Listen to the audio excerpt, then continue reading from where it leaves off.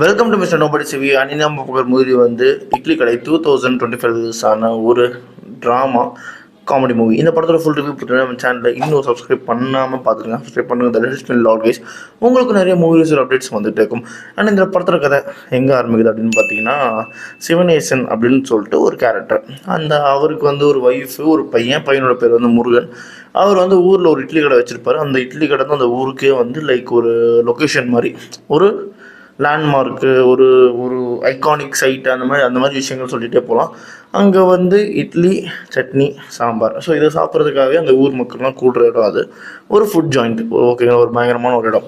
அந்த இடத்துலேருந்து அடுத்த ஜென்ரேஷனுக்கு வந்து நம்ம முருகேசன் என்ன பண்ணுறோம் அப்படின்னு பார்த்தா, அதை ஃப்ரான்ச்சைஸாக பண்ணணும்னு சொல்லிட்டு பண்ணுறாரு. ஏன்னா அப்பாவை பார்த்துட்டு தான் அவர் கேட்டரிங்கே படிக்க போவார்.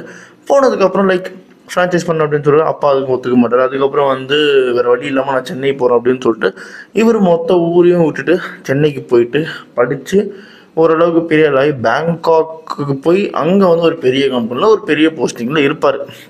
ஓகேங்களா. அந்த கம்பெனியோட எம்டி என்ன பண்ணார் அப்படின்னு பார்த்தீங்கன்னா, அவரோட பொண்ணு வந்து நம்ம முருகனை வந்து லவ் பண்ண ஆரம்பிச்சிருவாங்க. லவ் பண்ண ஆரம்பித்ததுக்கப்புறம் லைக் பிடிச்சி போனதுக்கப்புறம் வந்து நான் இந்த மாதிரி ஒரு எம்ப்ளாயி லவ் பண்ணுறேன் அப்படின்னு சொன்னதுக்கப்புறம் சரி கல்யாணம் பண்ணிக்கலாம் அப்படின்னு சொல்லிட்டு கல்யாண வேலைங்களாம் தடபுலாம் வந்து ரெடி ஆகிட்டு இருக்கும். அவர் மல்டி மில்லியனர். ஸோ வந்து முக்கியமான எல்லாருக்குமே வந்து அனௌன்ஸ்மெண்ட் சொல்லி ஒரு மாதிரி டேட்லாம் ஃபிக்ஸ் பண்ணுறாங்க. ஃபிக்ஸ் பண்ண அந்த நேரத்தில் வந்து நம்ம முருகன் வந்து தன்னோட அப்பா வந்து கூப்பிட்டுருப்பார், கல்யாணத்துக்கு வாங்க அப்படின்ற மாதிரி.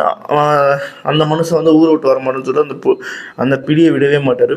தென் அதுக்கப்புறம் அன்ஃபார்ச்சுனேட்லி நம்ம முருகனோட அப்பா வந்து தவறிடுறாரு. ஸோ இவர் வந்து அங்கே போயிட்டு தென் வந்து காரியத்தை மட்டும் முடிச்சுட்டு இங்கே வந்து நான் கல்யாணம் பண்ணிக்கிறேன் அப்படின்னு மாதிரி சொல்லிட்டு அங்கே போவார். போனதுக்கப்புறம் என்ன அப்படின்னு பார்த்தீங்கன்னா, அங்கே போனதுக்கப்புறம் எல்லாம் வந்து லைக் கரெக்டாக தான் போயிட்டுருக்கும். போவார், காரியத்தை முடிப்பார். அதுக்கப்புறம் வந்து லைக் வந்து அந்த இடத்த வந்து சரி விற்றுடலாம், கடையை விற்றுடலாம், கிளம்பிடலாம் அப்படின்ற மாதிரி எப்போ முடிவு அந்த அந்த சீன் எப்போ வரும் அப்படின்னு பார்த்தீங்கன்னா, அப்பா இல்லை அப்படின்ற அந்த ஏக்கத்தில் அம்மாவும் இறந்துருவாங்க.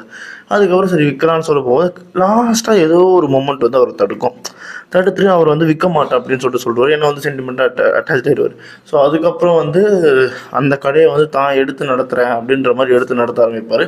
ஆரம்பத்தில் மக்களுக்கு வந்து பெருசாக அந்த டேஸ்ட் பிடிக்காது மீன்ஸ் இட்லி சாம்பார் எல்லாமே நல்லா தான் இருக்கும். பட் அவர் பண்ண கைப்பக்குவத்தில் அது இருக்காது. ஸோ அதுக்கப்புறம் வந்து ஒரு வழியாக அதையுமே வந்து கற்றுக்கிட்டு பண்ணுற அந்த சமயத்தில் நம்ம வந்து கல்யாணத்துக்கு வந்து இவர் வேணான்னு சொல்லுவார்.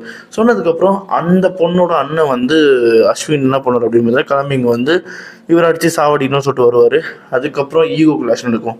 கார்ப்பரேட் வர்சஸ் லைக் அந்த கார்ப்பரேட் பீப்புள் வர்சஸ் வந்து நம்ம ரூரல் பீப்புள். ஓகேங்க, இவங்க ரெண்டு பேருக்கு நடக்கல அந்த ஈகோ கிளாஷில் லாஸ்ட்டில் யார் ஜெயிச்சா அப்படின்றது இந்த படத்தோட கதை. இந்த படத்தில் வந்து லைக் எமோஷனல் கனெக்ட் வந்து உண்மையாகவே நல்லா இருந்திருக்கு. ஓகேங்களா.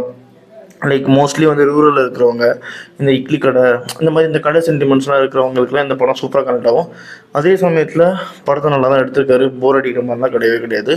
2-3 இடத்துல லைக் எனக்கு எமோஷனல் கனெக்ட்லாம் சூப்பராகவே இருந்துச்சு. காமெடி அங்கே இங்கேன்னு சொல்லிட்டு 2-3 இடத்துல வச்சுருந்தாங்க. 2-3 காமெடி நல்லா ஒர்க் அவுட் ஆச்சு. அதே மாதிரி வந்து கேரக்டர் வந்து லைக் முருகனோட அப்பாவோட கேரக்டர் தான் வந்து மொத்த படத்துலையுமே எல்லா இடத்துலையும் வந்து ட்ராவல் பண்ணுற மாதிரி இருக்கும். அது வந்து ஒரு மாதிரி சென்டிமெண்ட்டாக இருந்துச்சு. ஒரு ஆவரேஜ் மூவி. அதனால இந்த படத்துக்கு நான் ஒரு 3.5 சொல்லுவேன். இந்த மாதிரி மூவி பார்க்கணும் நம்ம சேனலில் சப்ஸ்கிரைப் பண்ணால் நம்ம மிஸ்டர் நோபடி சந்திக்கிறேன். Bye, have a great day guys.